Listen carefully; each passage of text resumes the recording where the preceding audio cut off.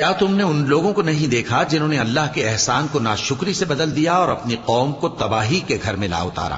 یعنی دوزخ میں، کہ سب ناشکرے اس میں داخل ہوں گے اور وہ برا ٹھکانہ ہے۔ اور ان لوگوں نے اللہ کے شریک مقرر کیے کہ لوگوں کو اس کے رستے سے گمراہ کریں۔ کہہ دو کہ چند روز فائدے اٹھا لو، آخر کار تم کو دوزخ کی طرف لوٹ کر جانا ہے۔ اے پیغمبر، میرے مومن بندوں سے کہہ دو کہ نماز پڑھا کریں، اور اس دن کے آنے سے پیشتر جس میں نہ اعمال کا سودا ہوگا اور نہ دوستی کام آئے گی، ہمارے دیے ہوئے مال میں سے پوشیدہ اور علانیہ خرچ کرتے رہیں۔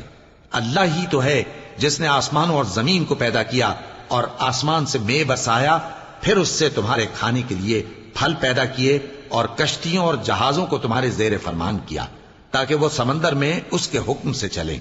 اور نہروں کو بھی تمہارے زیر فرمان کیا، اور سورج اور چاند کو تمہارے لیے کام میں لگا دیا کہ دونوں دن رات